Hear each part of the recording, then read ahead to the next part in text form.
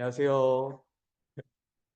안녕하세요. 저희는 콜리전 어보이던스 내비게이션 앤드 그래서 이제 K를 개발하게 된 박태우 이관우입니다. 안녕하세요. 우선은 저희 모티베이션부터 다시 말씀을 드리도록 하겠습니다. 최근에 이제 전기 자전거 혹은 이제 전기 킥보드와 같은 이제 개인용 이동 장치류가 부상을 하게 되면서 오히려 이제 시각 장애인분들 같은 경우에 많은 어려움을 겪게 되는데요. 여기 나와 있는 이제 기사들에서 이제 볼 수 있듯이 그냥 가만히 길가에 주차되어 있는 것조차도 이제 통행에 방해가 되는 거잖아요. 여러분이 눈을 감고 길가를 돌아다닌다고 생각을 해보세요. 그러면 길가에 널려 있는 빔이라든지 혹은 이제 뭐 지쿠터 이런 애들이 다 지뢰처럼 작용하게 되겠죠. 거기서 넘어질 수도 있고 크게 다칠 수도 있고. 더욱이 큰 문제가 되는 거는 걸어 다닐 때 얘들은 소리가 크게 안 납니다. 그래서 얘가 오고 있는지 어쩌고 있는지 알 수 있는 방법이 없는 겁니다. 맞은편에서 달려오더라도. 그래서 이런 걸 어떻게 좀 처리할 수 있을까라는 생각을 하게 됐고, 저희가 이제 기술은 항상 모든 사람을 행복하게 하기 위해서 존재한다고 생각을 하는데, 결국에 그걸 이루는 가장 쉬운 방법은 기술의 수혜를 잘 받지 못하시는 분들한테 이런 쪽으로 도움을 드리는 게 가장 큰 이점이 아닌가라고 이제 생각을 했고요. 그래서 이제 시각을 가지지 못하신 분들의 시각을 저희가 대신 구현을 해서 위험을 감지해 드리자, 이런 걸 이제 저희가 컨셉으로 삼았습니다. 그래서 이 목표를 이루기 위해서 다음과 같은 시스템 디자인을 했는데요. 총 이제 6단계로 구성이 되어 있고요. 비디오 데이터를 받는 것, 그리고 그거를 처리를 해가지고 우리가 가공하기 좋은 형태로 만드는 것, 그리고 거기서 오브젝트 디텍션을 해가지고 얘네가 실제로 어디로 움직이고 있는지, 그래서 얘네가 나한테 다가오고 있는지를 이제 트래젝토리 프레딕션을 통해서 평가를 하게 되고, 그래서 이제 TTC라는 개념이 나옵니다. 그 TTC라는 개념은 저기 있는 물체가 지금의 속도로 움직이고 있을 때 언제 나의 Z면과 Z면을 요면이라고 하면 뭔가 충돌하게 되는가, 그때까지 이제 걸리는 시간이고, 자세한 수식은 이제 뒷부분에서 설명을 드리겠습니다. 그리고 실제로 이렇게 TTC를 구하는 게 아니라 저희는 실제적으로 어떻게 시스템을 구현할 수 있는가, 그것도 나름 중요한 이제 문제라고 생각을 했기 때문에 이제 경고 문구를 TTS로 잘 합성을 해가지고 그걸 어떻게 모바일 환경으로 전달할까, 컴퓨터 환경에서 이제 계산을 하면서 그걸 이제 중점적으로 했고, 이 시스템을 디자인하면서 가장 중요시하게 여긴 거는 사실 시간입니다. 리얼타임으로 돼야겠죠. 레이턴시가 최대한 적을수록 좋은 거니까, 특히 이런 안전과 관련된 문제에서는. 그래서 어떻게 하면 레이턴시를 줄일 수 있을까? 그 부분을 이제 중점적으로 봐주시면 될 것 같고, 그래서 사실 저희 같은 경우에는 해동 라운지에서 코드를 돌리지 않고 메인 코드를 어디서 돌리냐면은 제 이제 6년 된 노트북이거든요. 네, 저 이제 6년 된 노트북, 이제 워드도 잘 안 쳐지는 저 노트북에서도 과연 잘 돌아가는가? 네, 그 결과를 이제 중점적으로 봐주시면 될 것 같습니다. 그래서 이렇게 카메라라는 이제 인풋을 전달해주는 장치죠. 카메라를 통해서 이제 비디오를 모아주고, 그리고 컴퓨터 외부에 있는 컴퓨터에서 연산을 진행해서 그 결과를 저 핸드폰과 연결이 돼 있는, 이제 핸드폰은 그냥 각자 핸드폰을 가지고 계시면 됩니다. 왜냐면 저희가 또 앱을 따로 만들었습니다. 나중에 나오겠지만. 그래서 이 앱을 이제 켜놓으면은 서비스를 통해서 화면이 꺼져 있든 뭐어든 이어폰으로 다 정보가 전달이 돼가지고 소리를 들을 수 있게 됩니다. 그래서 이러한 전체적인 구조를 가지고 있고요. 저희 같은 경우에는 카메라를 이제 구하려고 했는데 날짜가 다 밀려 있더라고요. 왜냐면 거의 다 이제 해외산, 특히 이제 중국산 제품이 많은데 가격이 뭐 그리 싸지도 않을 뿐더러 너무 싼 건 이제 후기가 막 별점 1점 이러더라고요. 그래서 이제 그런 거를 살 수는 없으니까 좀 좋은 걸 살까 여짜다 했는데, 그래서 돈을 좀 주더라도 좋은 걸 살까 했는데 좀 날짜가 뒤로 많이 밀려가지고 어쩔 수 없이 이제 이번에는 핸드폰을 통해서 진행하게 됐습니다. 네. 그래서 이제 비디오 데이터를 어떻게 얻었는가에 대해서 설명을 드리도록 하겠습니다. 그래서 저희는 IP 웹캠이라는 핸드폰을 웹캠으로 사용할 수 있는 어플리케이션이 있습니다. 이 어플리케이션을 실제로 활용을 해보니까 비디오 전달되는 속도가 굉장히 빠릅니다. 이런 류의 웹 앱과 다르게. 그래서 이 웹캠을 이용을 해가지고 컴퓨터와 연동을 해서 거기서 비디오 데이터를 얻어오는 식으로 진행을 했고요. 그래서 저 메인 함수 내에서 비디오를 캡처해 내가지고 이제 IP 웹캠의 스트림을 열어서 거기서 이제 프로세스를 처리하는 방식으로 이제 처리를 했습니다. 그래서 이제 그 메모리를 좀 아끼기 위해서 아까 말씀드렸듯이 안 좋은 컴퓨터에서 했으니까 가장 최근에 있는 프레임들만 몇몇 저장을 해가지고 활용하는 식으로 진행을 했습니다. 네, 다음에는 이제 비디오 프리프로세싱 단계인데요. 여기서는 레졸루션에 대해서 좀 더 처리를 하고, 그 다음에 추후에 있을 알고리즘들을 위한 컬러매지 등을 진행을 하게 되었습니다. 그리고 앞으로도 이렇게 아래에서 나올 텐데 저희 코드가 좀 여러 개다 보니까 이렇게 어떤 것이 좀 더 해당되는지 작성했고요. 그래서 일단 여기까지 다 메인.py 코드에 대해서 돌아가는데, 그래서 여기서 일단 해상도를 저희가 그 쓰는 알고리즘에 따라서 약간 원하는 입력 해상도가 다르기 때문에 해상도를 좀 더 다운스케일링을 하였고, 그 다음에 저희 추가로 옵티컬 플로우를 진행을 하는데 그걸 위해서 또 그레이 스케일, 그 다음에 이제 그 깊이 뭐 예를 들어 카메라로 사진을 찍게 되면은 이제 물체가 얼마나 떨어져 있는지 뎁스라고 했을 때 그 뎁스에 대해서 좀 더 이 값을 맞춰주기 위해서 메디안 함수까지 사용을 하였습니다. 그 다음에 오브젝트 디텍션 단계인데요. 여기서는 이제 클래스를 나눠가지고 오브젝트를 좀 더 디텍션을 하고 그 다음에 옵티컬 플로우를 실질적으로 사용을 하였습니다. 그래가지고 저희가 사용한 모델은 욜로 모델이고 이제 저 모델이 어떻게 처리가 되었는지는 다음 단계에서 설명을 드리도록 하고 그 다음에 저희가 처음에는 이제 저번 발표에서는 코코 데이터셋을 활용해서 9개의 클래시스를 좀 더 사용하였는데요. 이제 거기에서 추가로 스쿠터 이미지 4개 클래스를 더 추가해서 13개 클래스가 있었는데 사실 저희가 이제 시각 장애인 입장에서는 다가오는 물체가 자동차인지 뭐 자전거인지가 중요하다기보다는 이게 어떤 물체가 얼마나 충돌을 할까 말까가 더 중요하기 때문에 이제 처리를 좀 더 빠르게 하기 위해서 전부 다 vehicles로 묶었고 그래서 vehicle과 person으로 운이 되게 됩니다. 그다음에 저 그 스레스홀드는 이제 물체를 판별을 할 때 이제 욜로 모델을 거치게 되면은 이게 확률도 같이 제시를 해주게 되는데 이 확률이 너무 작게 되면은 또 너무 많은 데이터 처리가 들어가게 되니까 어느 정도 제한을 줘가지고 더 잘 되게 했고요. 그다음에 옵티컬 플로우를 어떻게 사용을 했냐에 대해서는 그냥 뭐 옵티컬 플로우도 저희 그냥 주어져 있는 함수를 통해서 사용했는데 이제 옵티컬 플로우 피라미드 루카스 카나데 함수를 좀 사용했고 그래서 루카스 카나데 방법 같은 경우에는 좀 더 이제 물체를 그 저희가 한 프레임마다 측정을 하기에는 또 레이턴시가 너무 오래 걸릴 것 같다 생각을 해가지고 세 프레임마다 한 번씩 모델을 돌리게 되었는데 그 사이에서 이제 물체를 놓치지 않기 위해서 좀 사용을 많이 하였습니다.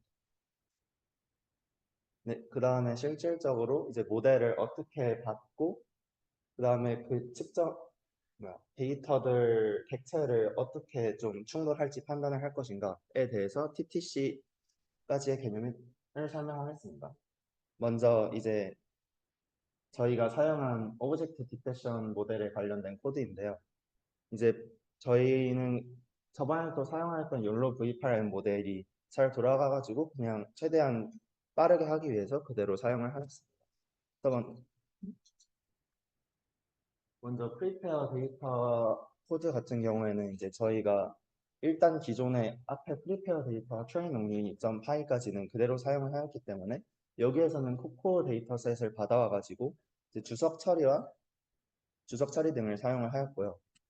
그다음에 이제 트레인 only 모델에서는 실제로 받은 데이터셋들을 기반으로 위에서 YAML 파일까지 만들어내면은 그 파일을 기반으로 해서 처음 이제 best.pt 파일을 만들어내게 되었습니다. 그 다음에 마지막으로 파인 튜닝을 저희가 좀 더 집중적으로 하였는데요. 이제 사용한 데이터셋은 로버플로우에 있는 왼쪽에 있는 저 파일을 사용을 하였고 이제 YAML 파일 역시도 데이터셋이 추가되었기 때문에 저쪽을 좀 더 컴바인하고 그 다음에 이제 스쿠터 이미지를 넣어가지고 학습을 좀 더 오래 진행을 하였고 그렇게 해서 만들어진 베스트 파이널.pt 파일을 사용을 하였습니다. 네, 그래가지고 만들어진 베스트 파이널.pp로 이제 먼저 오브젝트 디텍션이 되는 영상이고요. 저기 옆에 주차되어 있는 자동차들이나 이제 다가오는 자전거에서도 이제 자전거 같은 경우에는 자전거 위에 사람이 타 있는데 두 가지 다 분리가 돼서 네, 구분되는 것을 확인할 수 있고 옆에 이제 자전거 여기는 좀 더 많은 상황에서 확인을 하는 거고 그다음에 중간에 지나가는 사람의 팔 모양으로도 이제 사람까지 판단할 수 있는 것도 확인을 할 수 있습니다. 네, 그래가지고 또 이 과정에서는 이제 뎁스를 실제로 예상을 하고 그 다음에 TTC를 계산을 하는 과정인데 이제 자세한 거는 바로 뒤에서 좀 더 설명을 하게 될 거고 먼저 이제 뎁스를 어떻게 예상을 했냐 했을 때 저희는 마이다스 모델을 사용을 하였습니다. 그래서 프리트레인된 마이다스 모델을 사용하고 저희가 저번까지 이제 설명을 드렸던 거는 스테레오 타입으로 좀 더 카메라 두 개를 이용해서 하자라는 아이디어였는데 이제 마이다스 모델을 사용하면서 모노 이제 단일 카메라로 바뀌게 되었습니다. 그게 저희가 스테레오를 사용을 하게 되면은 이제 두 카메라에서 프레임을 맞추고 그 데이터를 각자 받아서 하는 과정에서 너무 이 레이턴시가 너무 오래 지연되고 코드 자체도 너무 길어지게 돼가지고 좀 더 간편하게 하자 해서 마이다스 모델을 사용을 하는데 이 마이다스 모델의 제일 큰 약간 리미테이션이라고 하면은 아무래도 이제 카메라를 하나만 사용을 하게 되다 보니까 이제 실제 깊이를 측정하기보다는 이제 상대적인 깊이로 측정이 되게 됩니다. 그리고 이 아래에 있는 FP16 같은 경우에는 저희가 그 GPU를 좀 더 덜 사용하고 레이턴시를 더 줄이기 위해서 추가로 사용을 했습니다. 그래서 레이턴시가 어떻게 되는지 제가 보여드리기 위해서 이런 걸 좀 했는데요. 간단하게 상황을 말씀드리자면 제가 IP 웹캠을 켜고 그 IP 웹캠 화면이 컴퓨터에서 나오고 있는 겁니다. 이거는 당연히 다 로컬에서 돌린 거죠. 같은 컴퓨터에서. 그럼 제가 IP 웹캠으로 이 노트북 화면을 비추면은 그 거울에서 무한히 반사가 되듯이 계속 자기 화면에 띡띡 나오겠고 그러면 그 띡띡 나오는 순간이 레이턴시라고 볼 수 있겠죠. 그래서 최적화를 거치기 전에는 비디오 대신에 이거 레이저 포인터 꺼야 되는구나.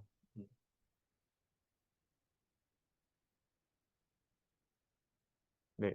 이렇게 지금 놀랍게도 돌아가고 있는 거고요. 레이턴시 뭐가 살짝 움직이긴 하죠. 레이턴시가 좀 있어가지고 이렇게 된 거고 안에 이제 하나 창이 떴습니다. 저만큼의 레이턴시가 있는 거고 또 이제 기다려 보면은 안에 하나가 더 뜹니다. 좀 오래 걸려요. 네, 그래서 이런 정도의 레이턴시면은 뭐 오브젝트 디텍션을 뭐 아무리 잘하든 간에 전혀 쓸모가 없는 프로그램이 되겠죠. 예, 뭐 차가 나를 이미 치우고 나는데 한 10초 뒤에 오면은 대체 무슨 쓸모가 있겠습니까? 그래서 이제 이런 식으로 이제 진행되고 이거 약간 넘기고 싶은데 밑에 안 뜨네. 네. 그래서 이렇게 가슴이 깝깝해지는 걸 보실 수 있고요. 네, 그래서 여기서 이제 최적화를 진행하면 어떻게 되냐? 네. 최적화를 진행하면은 이제 같은 컴퓨터고, 네. 차원이 다른 속도를 이제 보여드릴 수 있고, 이렇게 약간 좌우로 기울여 보면은 그게 바로바로 반영이 되면서 되게 약간 기분 좋아지는 영상 마냥 이렇게 나오는 걸 볼 수가 있습니다. 이제 실시간인 걸 확인하기 위해서 저희 기숙사 한번 찍어봤고요. 네.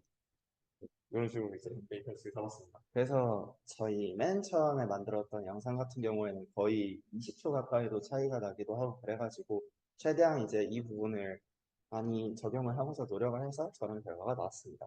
그다음에 이제 계속 말씀드렸던 TTC에 대해서 좀 더 설명을 드리고자 합니다.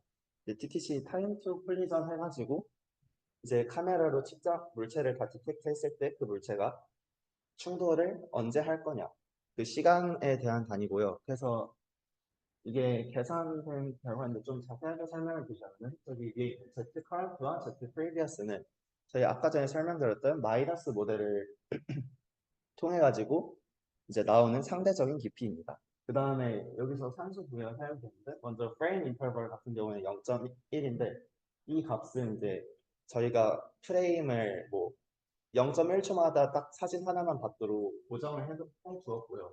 그다음에 욜로 인터벌 같은 경우에는 아까 전에 말씀드렸듯이 이 매 프레임마다 욜로 모델을 사용하게 되면 너무 무겁다 보니까 이제 그 부분을 좀 더 반영하고자 세 프레임마다 욜로 모델을 사용을 하게 되었습니다. 그래서 이제 마이너스 모델 같은 경우에 진행을 하게 되는데 이런 Z curve와 Z 프레임이라는 상대적인 깊이가 나오게 되는데 이 실제 깊이는 다 상대적인 거니까 어떤 상수하고 곱해지게 되고 그다음에 다가오는 속도 같은 경우에도 이제 previous 위치에서 current 위치를 델타 t로 나눈 값이 됩니다. 근데 이제 TTC는 이 두 개 뭐 거리에서 속력을 당연히 나누면 되겠죠? 근데 이 나누는 과정에서 어차피 A에 대한 상수가 사라지기 때문에 이제 상대적인 깊이만으로도 이 대충 충돌 시간을 예측을 할 수 있다라고 생각을 하고요. 이제 여기서 델타 t가 들어가게 되는데 델타 t가 사실 이 전 위치와 지금 위치의 차이이기 때문에 프레임 인터벌과 욜로 인터벌을 곱해가지고 실제 코드에서는 아래와 같은 식을 대입을 해서 사용을 할 수 있습니다. 여기서 이제 약간 상대적인 비판하는데 어떻게 저 타임 투 콜리전이 나오는 거냐라고 이제 의문을 가신 분들 위해서 약간 직관적으로 제가 설명을 드리자면은 저희는 절대적인 깊이라는 정보를 이제 얻어야 되는데 지금 갖고 있는 건 상대적인 깊이 정보밖에 없죠. 그럼 사실상 정보가 한 차원 모자란 셈인데 그 정보를 어디서 채우는 거냐면은 결국에 저희는 여러 가지 프레임을 가지고 있죠. 그럼 결국에 시간축에 대한 정보가 추가가 되면서 차원이 맞게 되거든요. 그래서 결국에 이 타임 투 콜리전이라는 거는 얼마나 그 이동 수도 얼마나 되냐 그리고 실제로 그 얼마나 움직이냐 이거를 가지고 처리를 하게 되는 건데 저는 이제 상대적인 값을 가지고 있지만 그것들이 이제 싹싹 날아가면서 시간에 대한 이제 정보를 사실상 넣어주는 거죠. 그래서 이제 또 TTC는 무리 없이 이제 구할 수 있었다라고 이제 말씀을 드릴 수가 있겠습니다.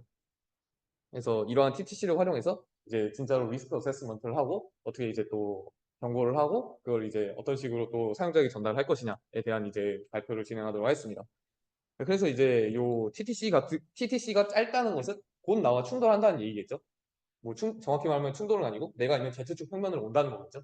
그러면 이것이 짧은 애들 위주로 먼저 계산을 돌려주면 되게 됩니다. 그래서 저 프로세싱 워커라는 이제 함수를 통해서 저 이제 뱅저 그리고 커션 요 두 가지 단계로 나눠서 이제 알람을 보내도록 했고, 그래서 이제 저희 같은 경우에는 화면이 이렇게 있으면은 그걸 이제 3등분을 했습니다. 그래서 이제 3분의 1 지점, 3분의 2 지점을 잡고 여기는 좌측, 여기는 우측, 그리고 중앙, 그리고 중앙에 사람이 있다고 가정을 한 거죠. 왜 이렇게 잡았냐라고 하시면은 그냥 경험적으로 많이 돌려보니까 이게 제일 맞았습니다. 네, 그래서 가운데 있는 영역에서 저 오브젝트가 날 향해 온다. 그래서 이제 속도 벡터를 다 알고 있으니까 날 향해 오면은 앞에서 온다라고 해서 이제 프론트라고 이제 간결하게 그 출력을 하도록 돼 있고, 이 부분에 대해서는 나중에 좀 자세히 설명드리도록 하겠습니다. 그리고 왼쪽에 있는 물체는 이 V 벡터가 더 왼쪽으로 가거나 혹은 이제 그냥 직진을 하거나 하면은 우리한테 닿을 일이 없겠죠. 그래서 그런 경우는 다 패스를 하고 나한테 다가오게 된다. X 방향 움직임도 저희는 계산할 수가 있으니까.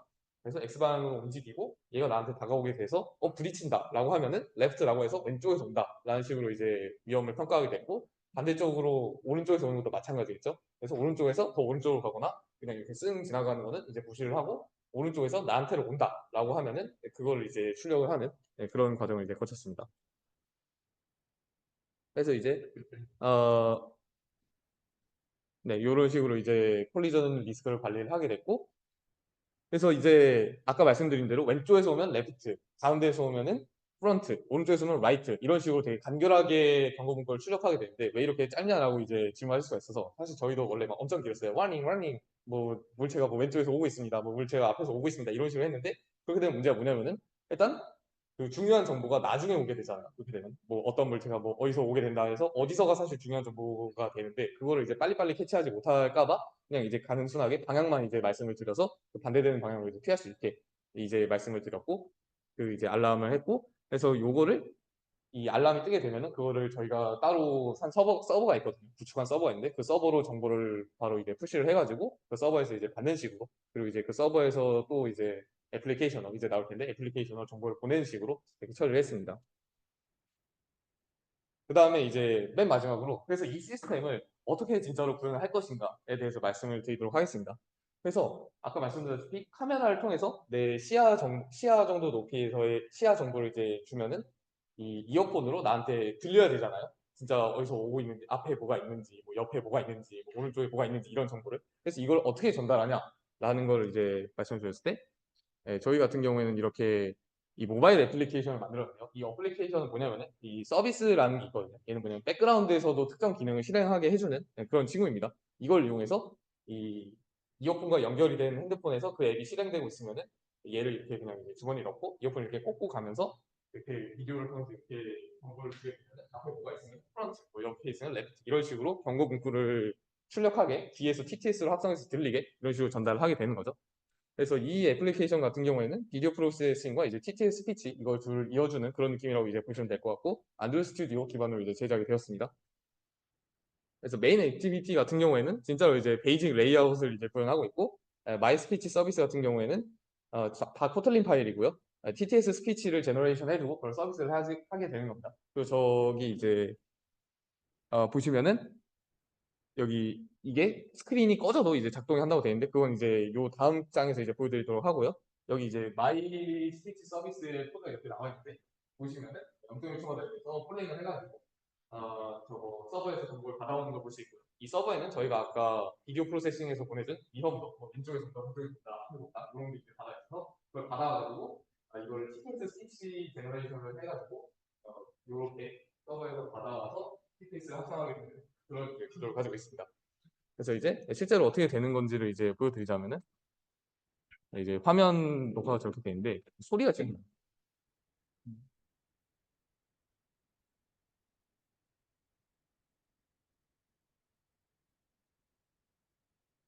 소리가 꺼져. 여기 소리가 꺼져. 이거 혹시 소리를 키려면 어떻게 하나요? 왜 여기 영상에서 소리가 안 나죠?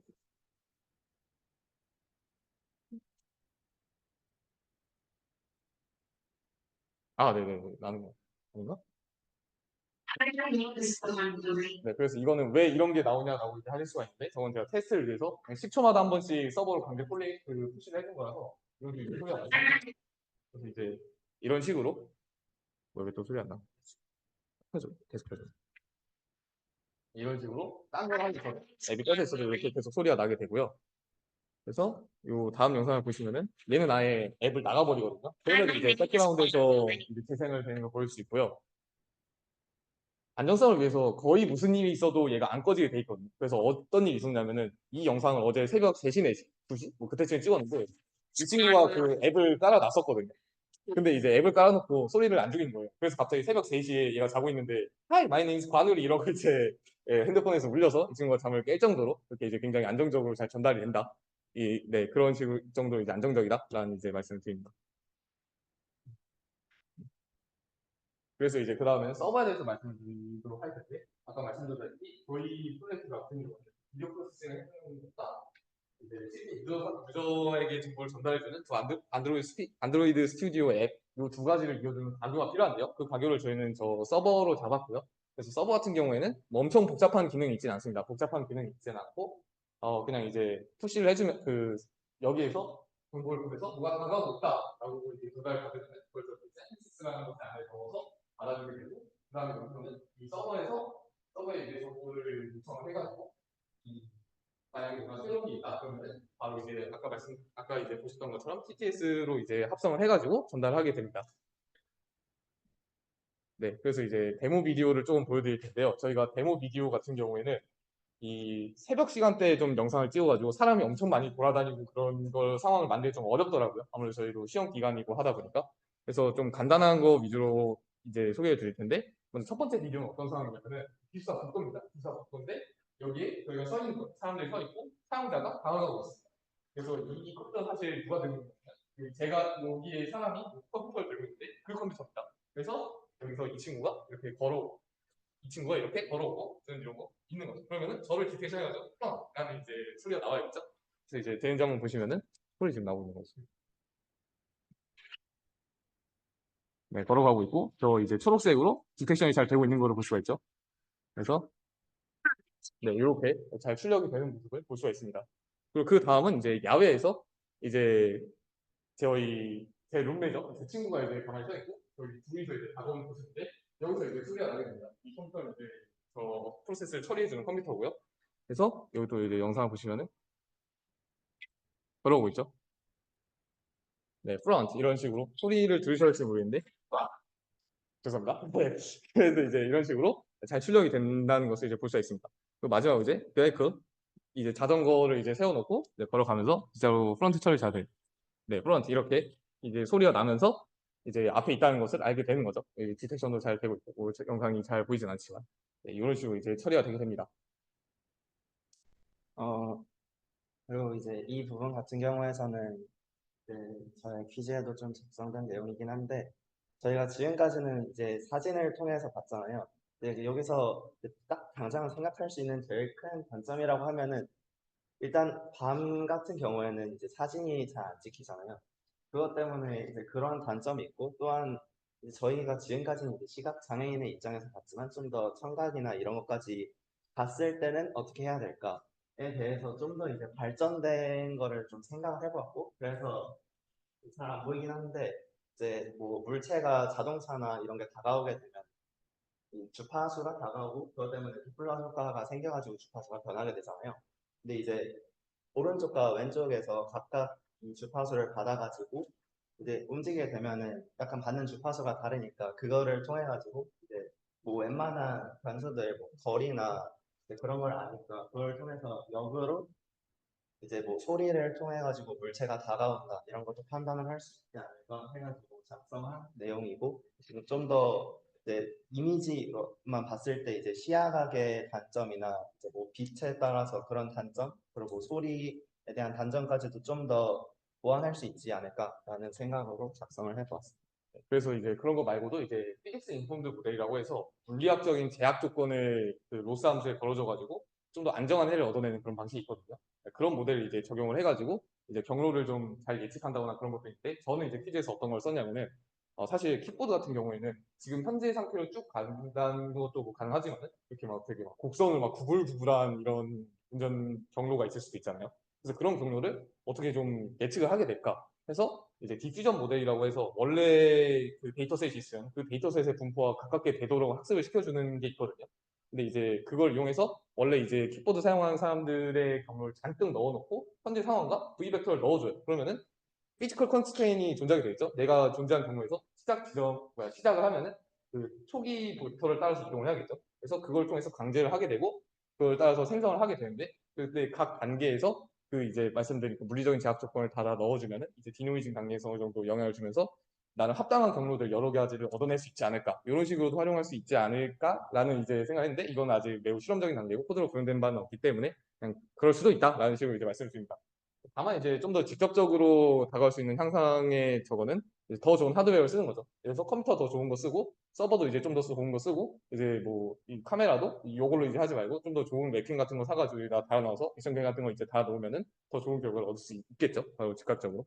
그리고 이제 저희 팀에 대해서 이제 소개를 드리자면은 이 친구가 이제 박태우고요. 왼쪽에 있는 오른쪽은 이제 이관우 저입니다. 그래서 이제 각자 맡은 역할은 이제 이 태우 친구가 이미지를 모아주고 또 이제 욜로 모델을 트레이닝 시켜주는 그런 이제 역할을 수행했고 저는 이제 이 주제를 제안하고 전체적인 시스템이 어떻게 돼야겠다 그 6단계로 돼 있는 거 요거를 이제 제시를 했고요. 이 친구는 이제 비디오 프로세싱을 하는 단계 그거에서 이제 기초적인 파이프라인을 제시를 했고 저는 그거의 기본적인 파이프라인을 받아서 이걸 어떻게 좀 빨리빨리 돌릴 수 있을까 그래서 이제 옵티마이징을 굉장히 이제 신경 써서 했습니다.